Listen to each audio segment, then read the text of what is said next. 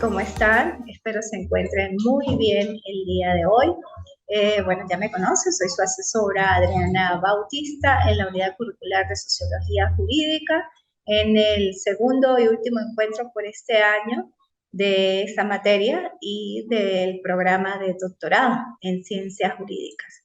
El día de hoy pues vamos a hacer un breve repaso de lo que vimos en la primera clase y pues al tocar algunos puntos de las restantes unidades. En esa oportunidad pues yo les indiqué que efectivamente a nivel doctoral ustedes pues tienen que ser los investigadores propiamente del contenido, sin embargo también es un refrescamiento, por cuanto pues eso lo vimos en pregrado, ¿verdad? Bueno, en cuanto a la unidad 1, en esa oportunidad dijimos que la sociología, pues su estudio como tal, se centra en investigar y estudiar el comportamiento social de los seres humanos, los diferentes grupos y organizaciones que componen la sociedad. De esa sociología como tal, pues han emergido muchas teorías y se llaman, pues, entre otras, teorías sociales que se remontan inclusive a la época de Aristóteles en obras como La República. La investigación de la sociedad, así como su análisis, empezó a ponerse pues efectivamente de manifiesto por la necesidad de poder regular y adecuar la conducta del ser humano, ¿no? Y emergió principalmente pues en la antigua Grecia a través de filósofos como Platón. En el año 1883, Augusto Comte fue el pionero que otorgó significado pues, al concepto de sociología, señalando que se trata efectivamente de una ciencia que descubrirá las leyes de la sociedad, los comportamientos del ser humano y se estudiará todo ese comportamiento, llevando inclusive a cabo métodos para la investigación de ese comportamiento. Asimismo, pues esos métodos como utilizados en las ciencias pues, físicas, ¿no? Otros igualmente autores o sociólogos emergieron en esas épocas que pues fueron de importancia y que le dieron pues base y piso a esas teorías sociológicas. Entre ellos pues ya ustedes saben, Karl Marx, Max Weber, Emile Durkheim y Heinz Simon, ¿no? El origen de la sociología como tal, pues bueno, se remonta desde prácticamente que la sociedad pues existe, ¿no? Aunque se encuentran indicios que suscitan o inicia propiamente la aparición de esta ciencia durante la Ilustración en el siglo XIX, perdón. Lo cierto es que no fue después de la Revolución Francesa cuando dicha disciplina o ciencia se consolidó académicamente. Hablando también se encuentran pues, los principios de esta ciencia en la antigua Grecia, como ya les dije, donde pues grandes pensadores y filósofos comienzan a instaurar las raíces del pensamiento económico, político y social, entre ellos pues Pitágoras y Tales de Mileto. En la Edad Media pues también se puede observar o apreciar a Tomás de Aquino y posteriormente también podemos encontrar obras como el Guillermo I, el Conquistador, como parte de la sociología moderna. Los objetivos de la sociología pues son variados, sin embargo pues el más fundamental, pues, se pudiera decir, o uno de los principales es, bueno, es comprender y explicar, así como diagnosticar el entorno de la vida social en todas sus manifestaciones, usando una combinación de datos. Lógicamente que de esa sociología general pues está la sociología jurídica, que es el estudio del derecho desde el punto de vista social, incluyendo una serie de ciencias sociales que influyen como la antropología, la economía, la psicología social y la sociología propiamente. Para la sociología jurídica, el derecho pues, es sin duda una herramienta altamente especializada de control social, ya que el derecho puede definirse como el sistema de principios y normas generalmente implícitos en ideas de justicia y orden que regulan la conducta humana en toda sociedad y cuyo cumplimiento puede imponerse de forma coactiva por el poder público. Lógicamente que el derecho es importante dentro de nuestra sociedad como forma de regulación de la conducta y de que esa conducta pues, puede ser antijurídica y que inclusive puede trascender a convertirse en delito. Eso pues es en líneas generales lo que observamos inclusive en la unidad 1 de esa pues, historicidad, ¿no? El origen de la sociología. Con respecto a la unidad 2, que es pues propiamente derecho y sociedad, sabemos que el derecho, pues como ya también lo establecí anteriormente, es sumamente importante en la sociedad. Entender el derecho, pues lógicamente es también comprender parte de nuestro mundo, ¿no? Ahora bien, en cuanto a las normas, se evidencia que desde el punto de vista sociológico, el factor determinante causal de los comportamientos jurídicos reales no es el orden jurídico o las normas jurídicas propiamente, entendidas desde un punto de vista dogmático jurídico. Esto es en cuanto a su validez ideal normativa, sino es la representación o apreciación real que los individuos tienen de ellas. ¿Cuál es el deber ser? Lógicamente que el derecho tiene, pues, pudiera decirse unas garantías que establece que si determinada persona tiene una conducta lícita, acorde, no es antijurídica, pues lógicamente no va a ser objeto de ninguna sanción, represión, castigo, pena. Y que lógicamente también está la otra garantía, que se pudiera decirse que es una garantía criminal, donde si la persona comete un hecho delictivo, pues sabe que va a ser sancionado, penado, castigado, conforme a una norma ya previamente establecida, y eso es parte del principio de legalidad. Las relaciones, pues, sociales como causa de las normas, se habla de que las normas de conducta nacen generalmente como consecuencia de la vida social y son de diversa naturaleza, según las especies de relaciones que rijan. Dichas normas pueden tener normas inclusive contenidas de etiquetas religiosas, morales y demás. O sea, no son normas que no necesariamente son jurídicas, pero que lógicamente llevan implícito determinadas sanciones en el momento, pues, que la persona pueda infringirlas. Que esas relaciones sociales, pues lógicamente generan normas de conductas necesarias para la sana convivencia o para la convivencia armónica y pacífica del ser humano en sociedad, ¿no? En esta unidad, pues lógicamente que se enmarca todo el desenvolvimiento del hombre en la sociedad y las consecuencias de su actuar. Toda acción genera una reacción. Y lógicamente que si esa acción es contraria a derecho o contraria a las normas jurídicas, va a tener un castigo. Pero si esa acción no es contraria a normas de derecho, puede generar lógicamente también una reacción. Pero puede ser una reacción moral, una reacción religiosa, una reacción de orden cultural y demás, que puede ser sancionada o no sancionada, o puede ser sancionada inclusive por la misma sociedad si son normas de orden moral. ¿Okay? Con respecto a la unidad 3, que es la profesión jurídica y la efectividad propiamente, pues, del derecho, me quise, pues, detener un poco en ese punto. Alude lógicamente al cumplimiento de la norma. ¿Por qué al cumplimiento de la norma? Porque se sigue, se obedece y se aplica. Se sigue una norma, se obedece y lógicamente existe la aplicación de esa norma. En cuanto a la profesión jurídica, pues de nosotros los abogados, lógicamente que a veces tendemos a ser muy lineales, como lo dice la palabra derecho, rectos en nuestro proceder. Sin embargo, pues yo me apego más a esa figura tan representativa de nuestra carrera como es el búho, que el búho pues gira su cabeza 360 grados. Y efectivamente, pues así, inclusive hay autores que opinan que el derecho y nosotros los abogados pues debemos ser así, girar siempre a los 360 grados para poder observar lo que está adelante, lo que está a nuestros lados y lo que está inclusive detrás. Tener pues una visión holística de todo nuestro contexto y poder pues ponderar la situación. Hoy en día, pues, lo que se busca a través de nuestra profesión, más que pelear, porque eso lo he dicho muchas veces, o sea, nosotros los abogados siempre nos enseñan en la universidad, es a que tenemos que pelear, defender nuestra posición desde todo punto de vista, sin importar a la otra, muchas veces a la otra persona, sino defender nuestro punto y defender a nuestro cliente, ¿no? Muchas veces con argumentaciones que pueden ser falaces o inclusive, pues sí, fuertes, ¿no? Agresivas. Sin embargo, yo pienso que hoy en día el abogado pues tiene que ser empático, tiene que ver un poco más allá de lo evidente, como lo han dicho diferentes autores, inclusive ¿sabes? El Principito, cuando habla que solamente la verdadera esencia de las cosas está mucho más allá de lo evidente, que solo por el corazón se puede apreciar esas cosas. Pienso que efectivamente el derecho debe estar enmarcado con razón, con conciencia y con corazón. Tiene que haber un equilibrio entre el conocimiento o el pensamiento cognitivo propiamente y el pensamiento emocional. De hecho, pues muchos autores, como Daniel Goleman, habla de que nosotros tenemos dos cerebros, un cerebro que piensa y un cerebro que siente.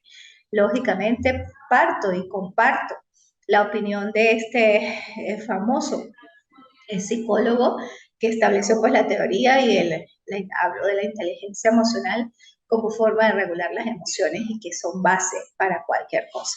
¿Por qué base para cualquier aspecto? Porque detrás de todo pensamiento cognitivo hay una emoción o un impulso que lo ha generado, lógicamente. Y si nosotros no podemos regular nuestras emociones, pues lógicamente nuestro comportamiento al exterior puede tender a ser agresivo.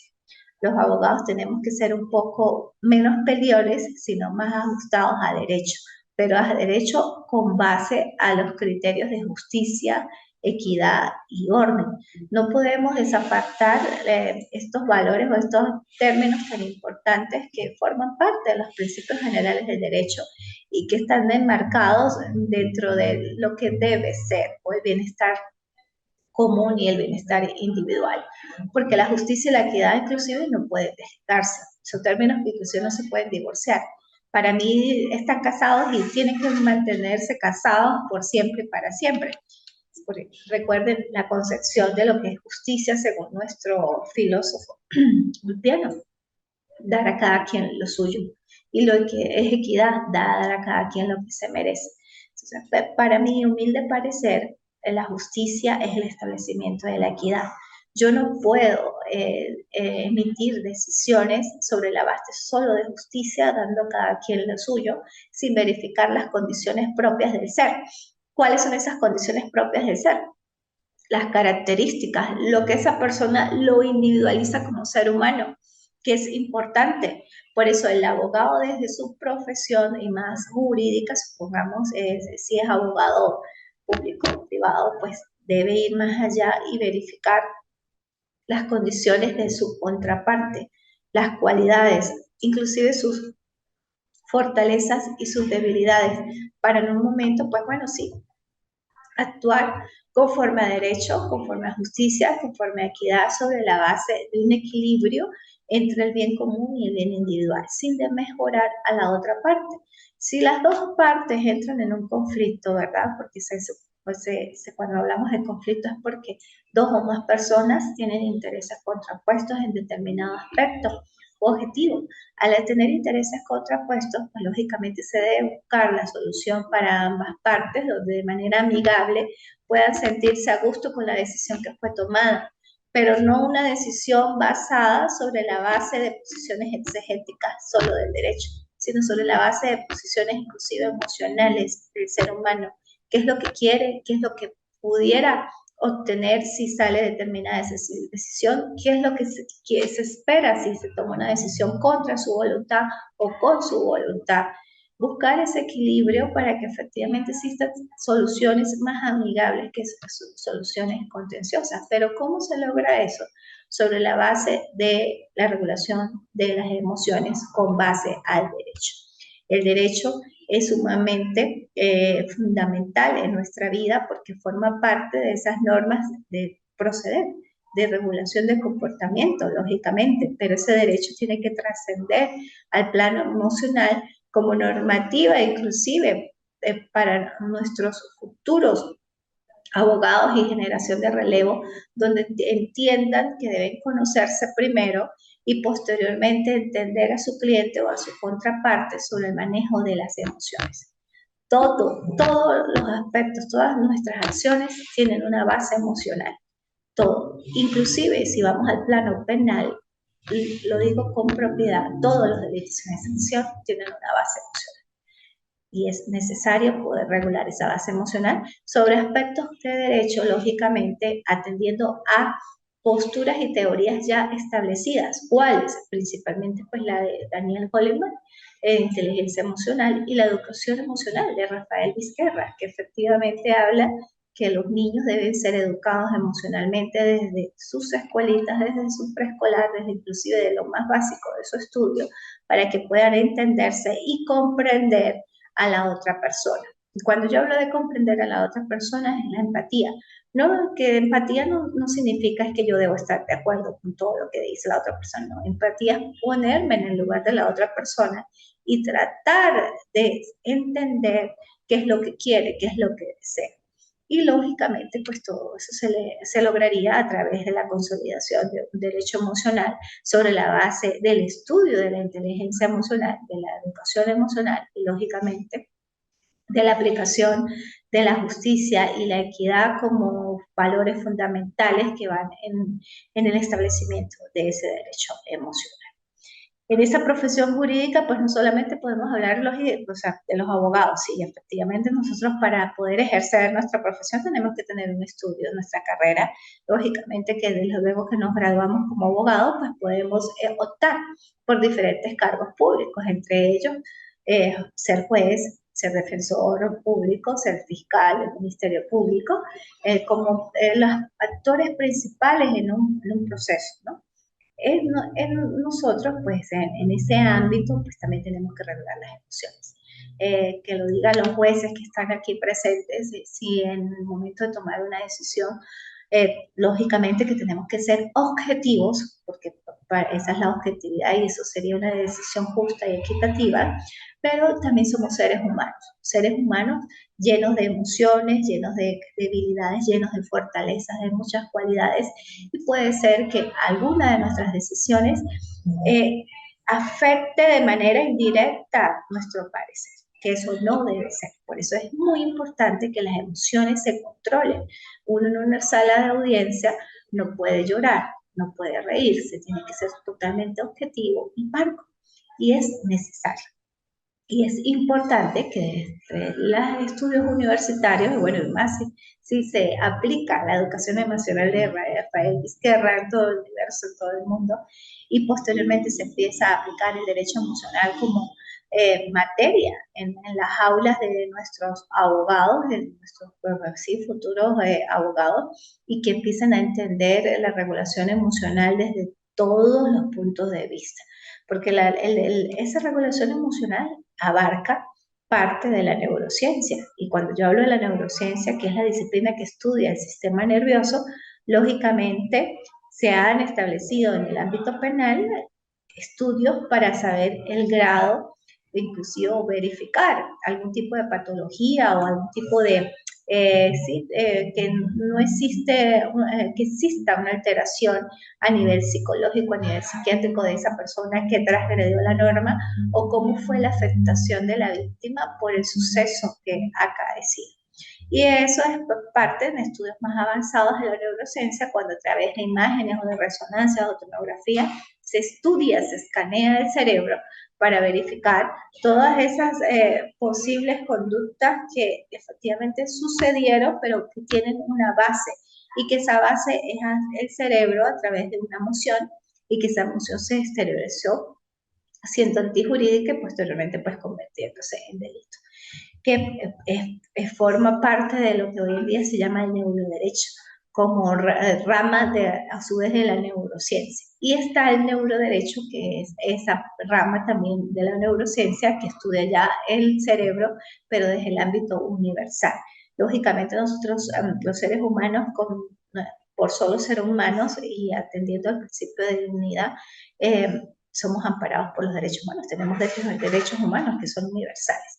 Lógicamente que esos estudios del cerebro pues tienen que ser debidamente oficiados, autorizados y que si se pretende hacer a la luz pública lo que es el estudio del cerebro de determinada persona, pues tiene que ser debidamente permisado, permitido para que no trascienda o no exista vulneración de derechos humanos. Pero lógicamente que la profesión jurídica pues abarca muchos aspectos y que hay que tener en cuenta que esa profesión jurídica es ejercida por una persona, que esa persona es un ser humano, que lógicamente siente, padece, que tiene cualidades, fortalezas y habilidades que efectivamente pues también tiene que regular, porque a pesar de que la alegría es una emoción que puede llenar de euforia, pues también por alegría se puede transgreder una norma. ¿Okay? Eso en líneas generales sobre la aplicación del derecho o la profesión jurídica y la efectividad del derecho en el cumplimiento de la norma, que alude efectivamente a que si se sigue se debe obedecer y que si se debe obedecer pues también se debe aplicar.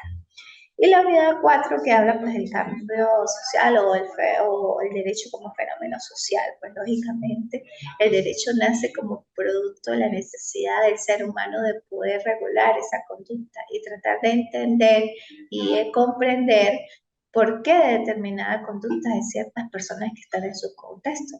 Lógicamente que dentro de las relaciones sociales y dentro de nuestra sociedad existen situaciones donde es necesario que actúe el derecho y siempre va a estar el derecho de la mano, porque si inclusive nos casamos, ya por casarse es un contrato de nupcias, un contrato de matrimonio.